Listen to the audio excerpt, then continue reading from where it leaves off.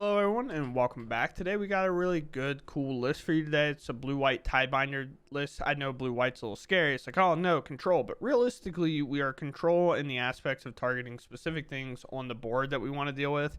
Instead of being a play land, hold up, counterspell type deck, we're definitely more of an aggro deck, and as you'll see in the games, it's a really cool deck, and we get to use a lot of tricks with Tidebinder and how it works, and our sneaky man land comes in clutch a lot of times.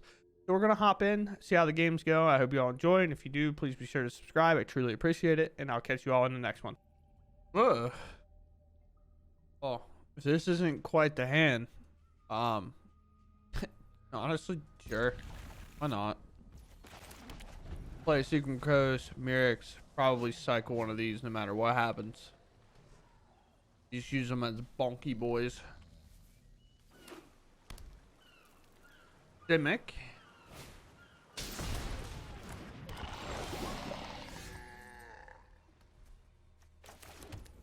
Tidebinder weirdly going to be good here. At least I think.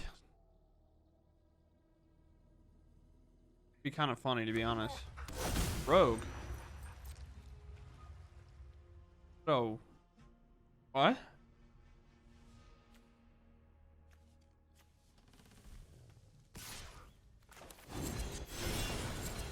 They got 2/2. We attempt a block and we get it. Very sick. Ah, yes. That makes sense. More trade? Trades? You got any trades? No? Okay. Alright, I guess we pass.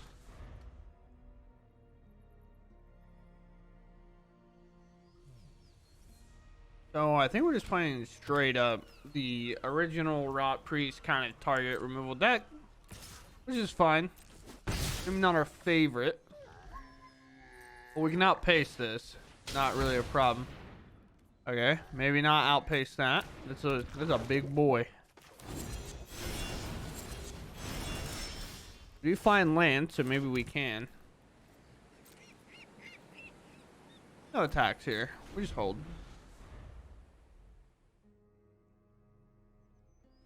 Let us see it.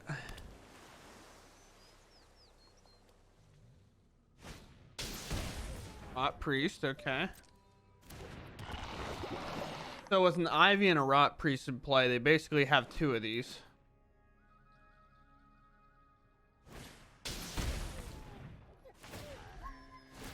So we're gonna show something cool because I really want to show it more than anything.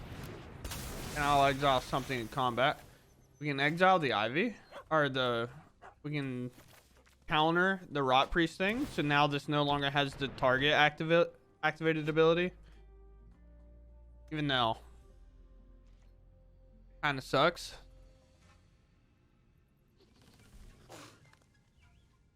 The Rot Priest now does nothing at all.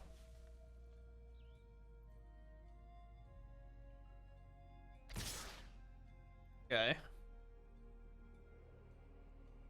think we double block here. Might buff. The whole idea is to then get Wandering Emperor to exile the Ivy. Sure.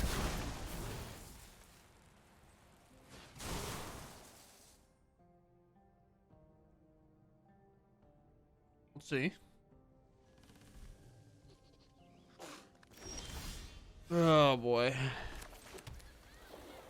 That didn't look good for the home team.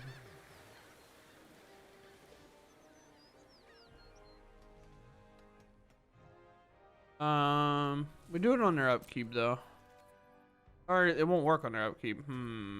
Because it has to be tapped. No, we just pass. Because we can also take away flying from Ivy if it triggers, because for whatever reason this says erase the entire card, so the flying would go away plus its ability would go away, so it would be on the ground and then we can ambush it with another virtue. There's a lot of weird stuff happening with Tidebinder that you have to think about. So a lot of lands naming Rogue for a deck, like I get Cavern because obviously you play so few amount of creatures, so you kind of need them to resolve. But I think playing this is a little weird to me. So you'll see here. But we'll Tidebinder. Can I get the stack? What up? We'll take Ivy's ability away. Now you can see it gets really nothing. This is counter, so that's a big boy. But we can take the damage from it. And we'll trade off with the Virtue instead of the Tidebinders because it's kind of holding these back. Oh yeah. We're cooking now, boys. We're cooking. Old Tidebinder. Old Tidebundi. We'll take the 5. They don't have any really direct damage outside of the poison. So for us, it just doesn't matter. Full Emperor now. Get rid of this. They have no mana up, so it's all the more reason to do so. We'll play this, make a map token. We'll attack for 6. Set him up for lethal. Then we have potentially like map on the Siren, plus on the Siren, double attack if they only have one creature. But then we have to worry about March. So that's kind of a problem. We don't really have a counter spells in our deck. We have Make Disappear, but Make Disappear is more of a stagger counter spell than anything.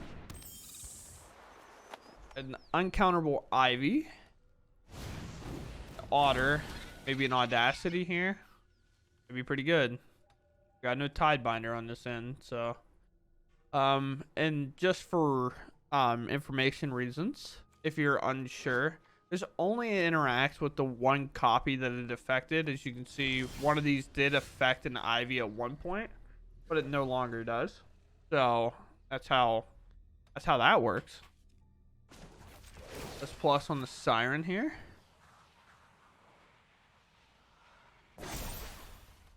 Remember your training. The idea of not swinging lethal is crazy to me. Even though they can march, but they can do that anyway. And that'll actually decide whether we play a Denic or we play a Virtue, I think.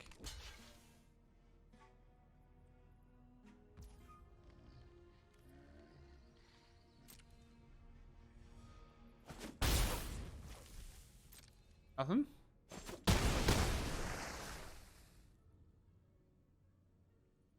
Playing the Virtue. Honestly, if they have a counter spell, they have a counter spell. The argument is like play Denic to be safe, but it can't block this anyway. So maybe they have a bounce spell, removal. Odawara could do it, but Odawara can't do it.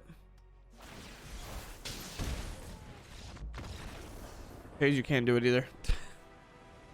I'm like having a pain lane and going to 1, huh?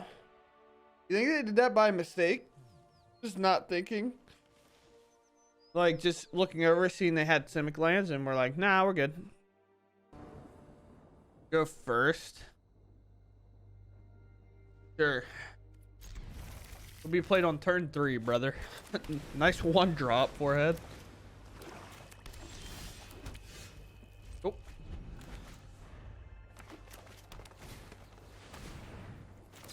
Get our value here. Wedding announcement's also really good. But I think I want to draw cards potentially, even though my Myric's thinking about it. I can't really do that. Sure. If I wanted to play 2 creatures, I should have done Spyglass and Virtue instead of the Denic. We'll do it like this then. We'll ensure that Liliana is gone, potentially. You won't be outsmarted. Which one? Second Lily from them. Okay. So, Denic is gone. Or should be.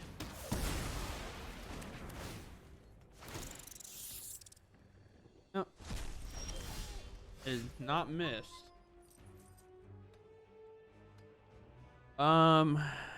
This is Could just answer the Liliana now.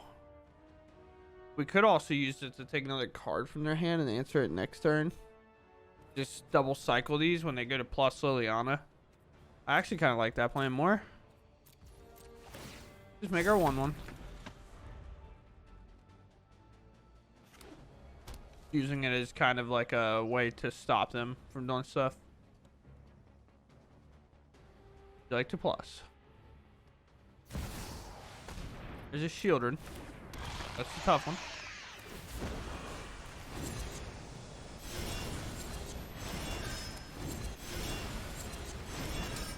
We got them bodies.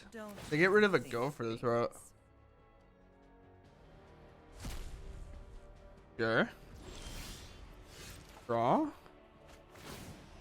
Start a beach.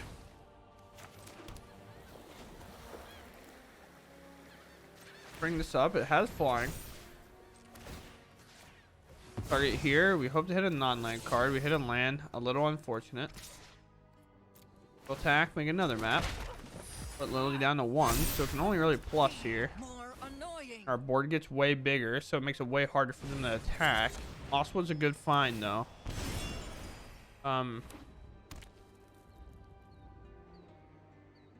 Take a plus on Lily, obviously. And then we can answer it or we can leave it.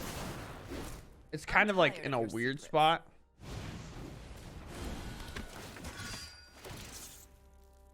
It's like, the thing we get to do is we get to play Virtue here and make our board so big that they can't really stop it.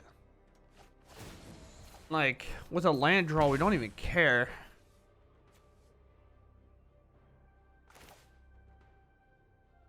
We could also just kill Liliana right now and then truly put him on top deck mode. Actually, I think getting this started is immensely better. I can also, well, no, because I don't want them to be able to trade and draw cards right now. Shieldred is annoying, but a Tidebinder can answer a Shieldred, pretty much. Glissa's fantastic draw and find.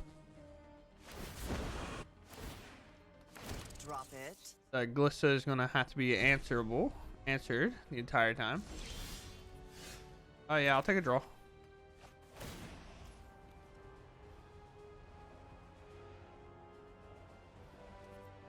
Sure.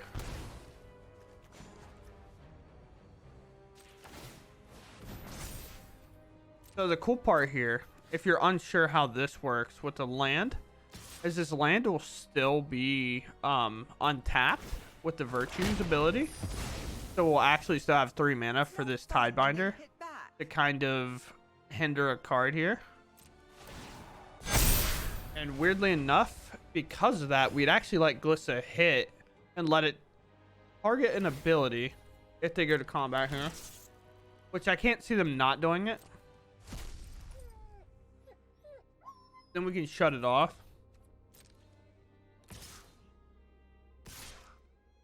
Okay, the Shieldred attack tells me they have another one. I can chump every single one of those.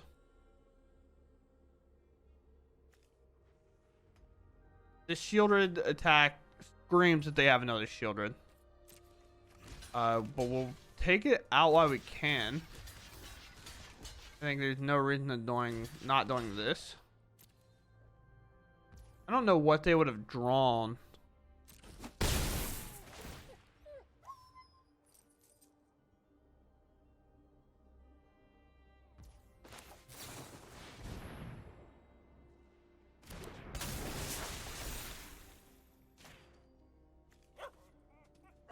Glissa has no mode.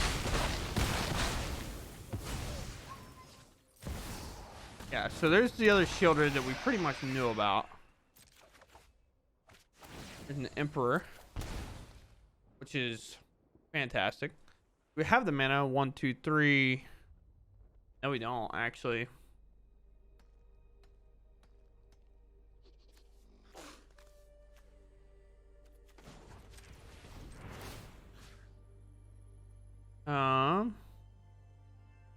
Let's target here. Warden of the Sky is fine for one more little click here. So I want these to be big enough to trade off the Shieldred, but we do not want a Warden. Even though Warden's actually not that bad here. I didn't even think of that. I was like, wait, I get to untap everything if I have a Warden. We attack like this. Again. They just take it.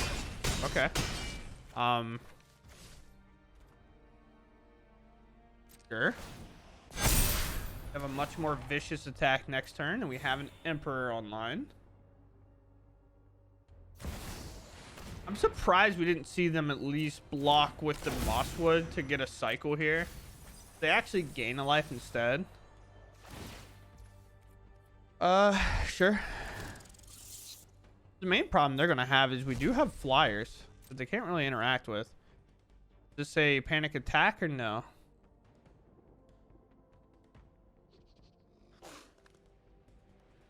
Any attack pretty much screams that we'll slam this Emperor, but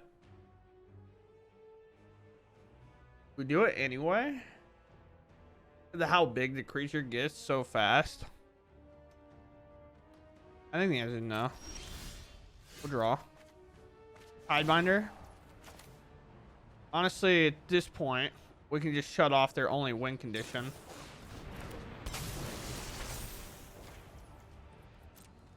Solve it here. Now we go next. Attack, attack, attack, attack. Then in the Armada. I think this attack is fine.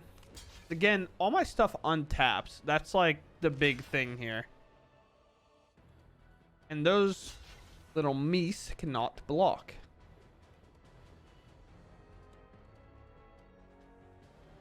I have 12 coming in. The reason my Tidebinders couldn't go in because they're both active on something. So it's like can't really commit to these attacking, but can't really afford to lose them, I guess. So they do have 2 blocks for them, or 2 different blocks to cover up their life total. I have no mana, so yes. So now we bring these up. I guess did I miss lethal for a couple turns now because of this? Maybe. I'm not gonna dwell on it. I'm chilling. I'm fine. Everybody leave me alone. Like I said, a Tidebindering there. I could have brought this up, but then they just have to commit more blocks. I think we're winning either way. I kind of forgot that this wouldn't come up as a 2-3 because of the wedding announcement. So my brain was looking at this as a 2-3 and a 3-4. So, I mean, I can only bring up one anyway. So I couldn't bring up both. If I could bring up both, I was definitely going to start progressing that, but oh boy. 4 lands is pretty good for us though. On a white, probably. Maybe. Maybe not. Who knows? Siren. We'll get the map here. Unless this is a laydown arms or something. It could. Boros. Okay. So we have big Boros control. With Chandras and stuff. Or we have the Invoke deck. I'm just going to keep naming decks until I'm eventually right. That's how it works. No attacks. We make it awkward on the mouse. Does it go on another one? On a target creature you control? Yeah. This comes in. I would assume we see a treasure. Oh, wicked roll. Okay.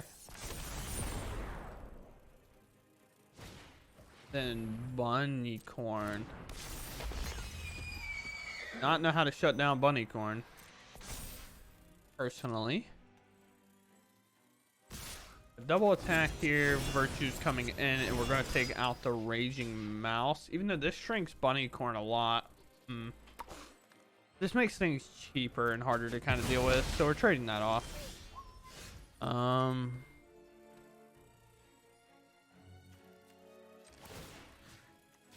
Do this just to see if it hits a land.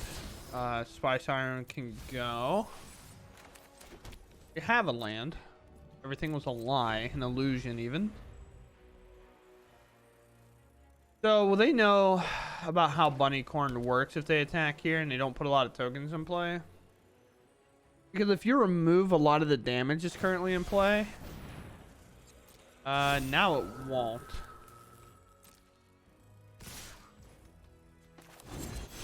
So the idea is, if we were able to block the bunny or get to this situation without these 2 tokens, we could block the scoundrel and the bunnycorn. Bunnycorn would have 2 damage on it, 2 permanents would go away, so it would shrink by 2 and actually die. I guess we just chump this and take this out, right? I guess we should. I think if we leave the vigilance creature, if we leave a creature, because they can still attack and kind of put a little pressure on. Then we're given the same scenario as before, or I just take a little more damage like this, actually. Because then I put up the same wall as I was just talking about. How many more virtues am I going to get? And I think I have to keep it. Do a little bonk here. So we're at 11. This deck normally doesn't have a whole lot of direct damage, and a cycle of Ahsoka tells me that, okay, whatever. Like, sue me. They don't have a whole lot of direct damage. Normally.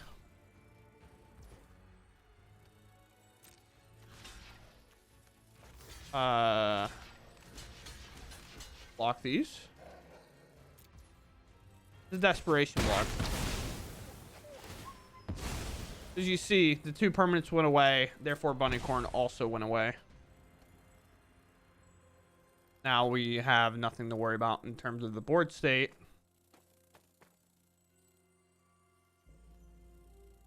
Then we'll make a 2/2. Have him make this appear held up. Great. There a wedding announcement down and cooking, and we'll attack for 2 because we can. Old wedding announcement. And this deck normally can't play Cavern because we got Unicorn Rabbit, Human Rogue, Mouse. So Cavern's pretty impossible to pull off in their deck. They could name Human because I think that has up to 12 creatures on it. They have it on the guy that convokes. They have it on the recruiter that gives haste and 1/1s everything. We saw it on the charming. I could argue that they played Godric, maybe. Hopeful Vigil. This I'm not too worried about. This is a 2/2. Like, it does create more permanence, but I'm definitely way more prepared to counter like a valuable spell, because I get to just play a second wedding announcement here, double attack maybe, and then draw cards and kind of go that route. So we get there with in that matchup too. Ona goes first. We have the cards to play this matchup, so not matchup. We have the cards to play this hand. Although might be a little slow with these tap lands. Argument could have been to play this, but all it's going to do is chump here. Colorless land is a good sign. That means we're just going to take a lot less damage here, I think. Could play the Denic, but holding up his Make Disappear plus Destroy Evil. Destroy Evil actually kills the Swiss Spear. But yeah, we'll Make Disappear this squee for sure.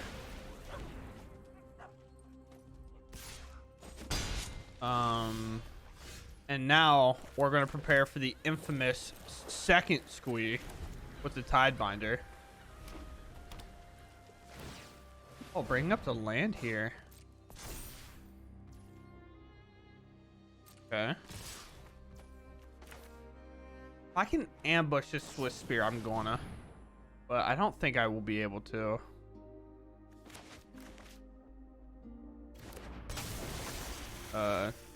Target nothing.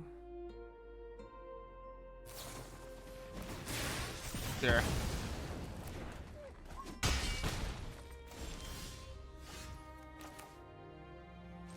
Alright. So now we Nick up. The 2/3 that's pretty like awkward to remove. Only enchantment. Can't remove an artifact. They have 3 in there. Sure. Got play with fire. Everything's working out well. Sure. Now we get the Foundry to come up. Squeeze available next turn. Oh boy, we are in it. We are in it. That's gone. Mercury. Okay. Not. Alright. Listen, these are cool. The way I'm drawing them is not my most favorable way of drawing something here. Turn. We have a land. We have a creature land. It's a little deceiving. We'll see the squee come up. It's 4 mana. They won't be able to activate the Foundry. And if they just activate the Foundry, I block it. Huh? So they miss it. Let them declare that attacker. Have a man land. No surprise here. Look at that clean block. As simple as it can be. Alright. No attacks. We just hold the line. A nice draw here. We get to put in a tap land. And we have this blocker that they now, I would hope, know about.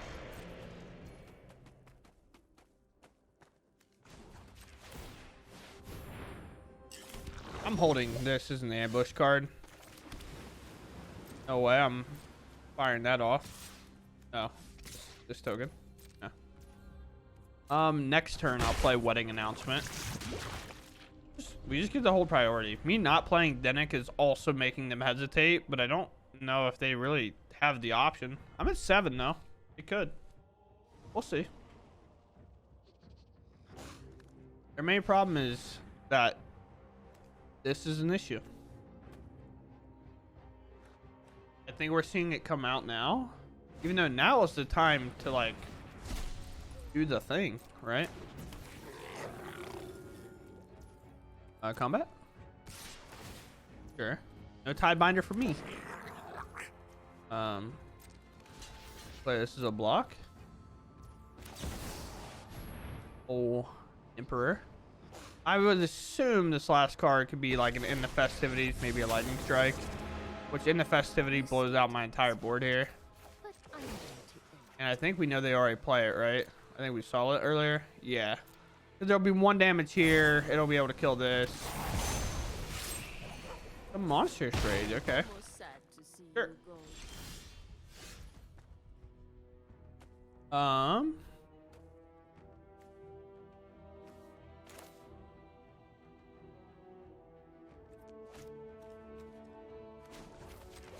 If we do this, we do this.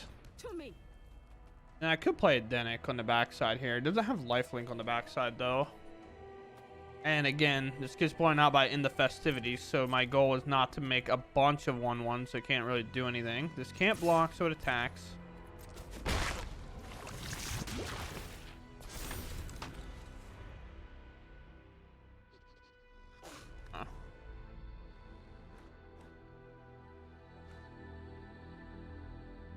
What is to play? Charming Scoundrel? Do they know the trick with it? It's a small thing to know. Nope. So with Charming Scoundrel, you can actually, with no cards in hand, select a discard a card and draw a card.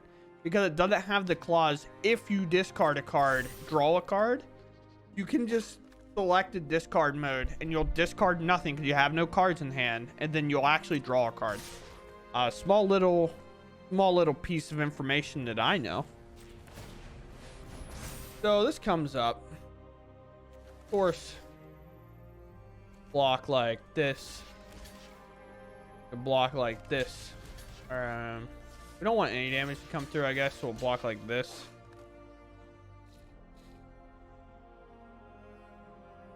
Yeah.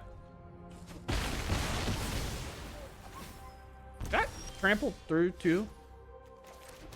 So that's kind of funny.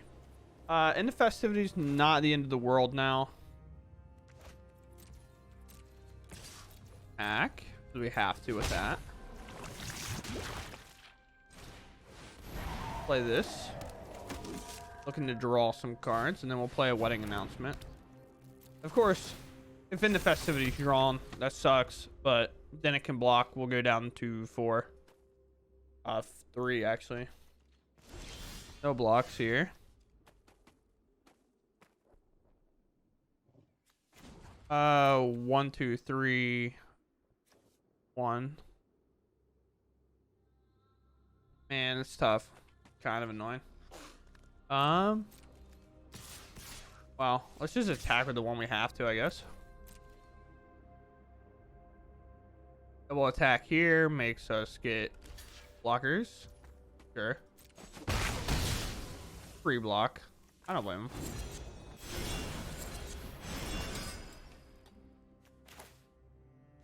Then this will put these out of the range, and we'll double draw.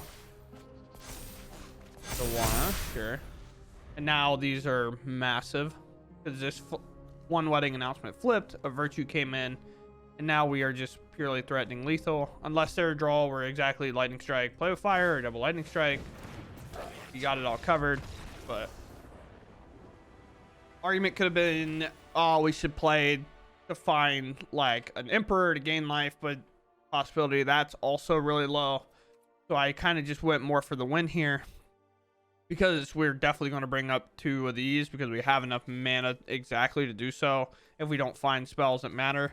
And then we're going to get in pretty aggressively because these are actually going to be 3/4s thanks to the wedding announcement. Then they'll also untap, so then we'll have Destroy Evil available.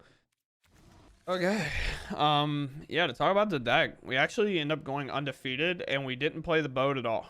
I completely forgot this card was in the deck. We did not see it one time in our 4 games, which just goes to show you that sometimes we don't play enough games to really test out the full length of the deck. But however, it felt really good. We didn't have a whole lot of top end on it like that you would normally see, like the Farewells, the Sunfalls, like those. We don't play any of those here. I think maybe they played them in the sideboard because this is from a challenge. But they do play a couple on the side, but here we don't play any. We're more of a just interact with the board straight up, kind of more of an aggressive deck that kind of tempos out and takes out the threats that we need to. As you can see in the Golgari matchup, we're actually able to keep pace with this super wide board. And a lot of that is because of Tidebinder. Tidebinder's ability, kind of shutting off a lot of things, is really, really important. And I think we saw the power of the card today. As annoying as it is, we definitely can see this coming up in a lot of situations where we shut off a... we could have used to shut off a Squee. We could have used it to shut off a Monastery Swiftspear's prowess triggers or things like that. We had it shut off a Shielder. We had it shut off a Glissa that hit us that they assumed that they're going to get their enchantment to explode, which they could have obviously removed it in response and then they would get its ability back. But it's a risk you kind of take with Tidebinder. But I think in that spot they tapped out, so we were fine. Only downside of this card too, by the way, is it is cut downable if you are playing in those matchups. So you got to really watch out and be careful with how you try to plan to blow out your opponent with it, because if you don't, we have a bad time. But other than that, everything's sick. I guess it counters it anyway. So even if they removed it in response to the target, it would counter that ability. So like even if we target the Glissa and they removed it, it would counter the ability once, and then they would get the abilities back.